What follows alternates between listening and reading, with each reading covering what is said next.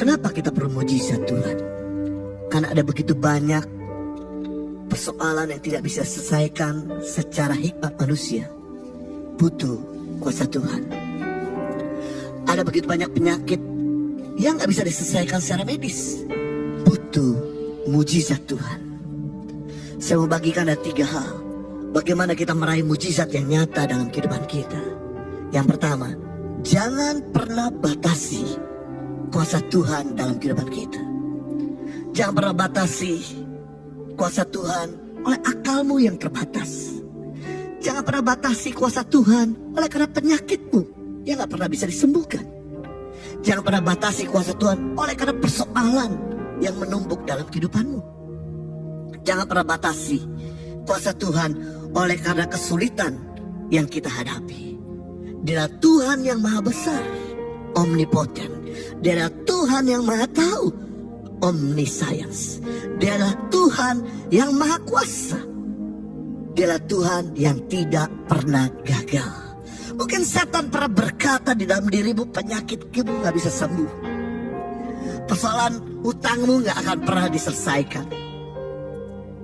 Mungkin setan pernah berkata bahwa kau punya rumah tangga gak akan pernah bisa pulih. Tapi hari ini saya mau katakan, jangan pernah batasi kuasa Tuhan dalam kehidupan. Yesus bekerja sampai hari ini asalkan kita mempercayai kuasanya. Saya mau katakan bahwa masalah terjadi dalam kehidupan kita, Dia izinkan untuk men-trigger mujizat Dia datang dalam kehidupan kita.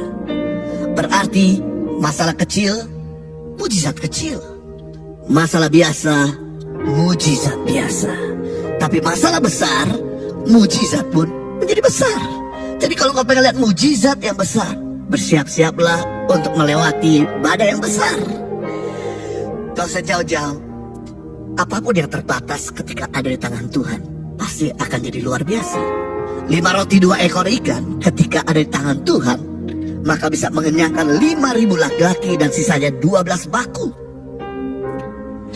7 roti dan beberapa ekor ikan ketika ada di tangan Tuhan, maka Dia sanggup memberi makan untuk 4.000 orang dan sisanya 7 baku.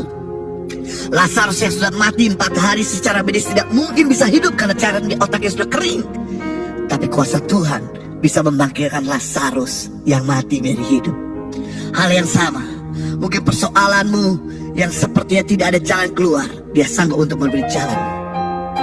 Penyakitmu yang mungkin dokter dan medis katakan bahwa tidak ada jalan keluar, tidak ada pemulihan, tidak ada kesembuhan, jangan pernah batasi kuasa Tuhan. Rumah tanggamu yang sedang ada di ambang perceraian, mungkin kau berkata bahwa gak mungkin bisa pulih. Jangan pernah batasi kuasa Tuhan. Dia sanggup melakukan yang jauh lebih besar daripada apa yang kita kerjakan dan pikirkan. Yang kedua, bagaimana untuk kita meraih mujizat yang nyata? Merendahkan diri dan sungguh-sungguh memohon kepada Tuhan. Sungguh luar biasa bahwa ternyata orang yang berlutut merendahkan diri, dia sama lebih rendah daripada seorang hamba. Itu sebabnya Tuhan sangat menghargai orang yang merendahkan hatinya. Saya perhatikan bahwa ternyata semua orang-orang yang datang kepada Tuhan yang merendahkan diri dalam Alkitab pasti beroleh mujizat Tuhan. Tidak ada satupun di antara mereka tidak memperoleh belas kasihan. Kenapa sampai hari ini kita masih gak bisa dapatkan mujizat? Karena kita tidak datang dengan segala kerendahan hati. Orang rendah hati terima banyak, orang sombong tidak terima apa-apa. Orang rendah hati itu dikasih Tuhan, orang sombong dibenci Tuhan. Hari ini datanglah kepada Tuhan dengan segala kerendahan hati. Katakan, aku butuh Engkau. Aku butuh mujizatmu. Aku butuh belas kasihanmu. Aku orang yang sombong, ampuni aku. Aku butuh pertolonganmu. Saya percaya Dia akan datang dan memberikan belas kasihan kepadamu. Yang ketiga, bagaimana untuk meraih mujizat yang nyata? Mempraktikkan apa yang kita mengerti. Saya teringat dengan perempuan yang 12 tahun pendarahan. Dalam Matius pasal 9 ayat 20-21, di mana wanita ini 12 tahun di kamar. Karena secara tradisi Yahudi, kalau ada wanita yang pendarahan dianggap najis dan dia nggak boleh keluar dari rumah. Kalau keluar dari rumah, maka dia harus menutup kepalanya. Dan bahkan orang mengatakan najis. Itu sebab dia mengkungkum dirinya, gak keluar. Tapi ketika dia tahu bahwa Yesus penyembuh, pelaku mujizat sedang ada di kotanya, dia memberanikan diri untuk keluar dari rasa aman dan mulai mempraktikkan apa yang dia tahu untuk datang kepada Yesus. Dan waktu dia datang kepada Yesus, dia berkata, asalkan ku jamah ujung jumbanya, aku menjadi sembuh. Dan apa yang terjadi? Ternyata apa yang dia tahu dia praktekkan, dia meraih mujizat dari Tuhan.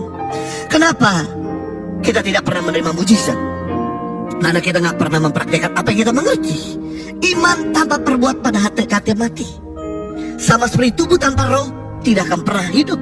Demikian iman tanpa perbuatan pada hakikatnya mati. Itu sebabnya apa yang kau ketahui hari ini, mari lakukan.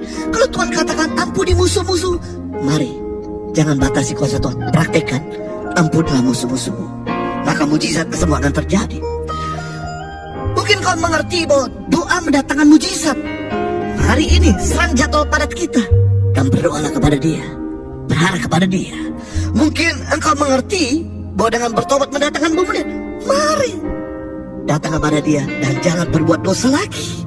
Mungkin kau mengerti bahwa Tuhan adalah sumber segala kebutuhan kita, dan kau mulai mempraktikkan dengan memberi, dengan kau menolong orang lain, maka engkau akan mengalami mujizat Tuhan.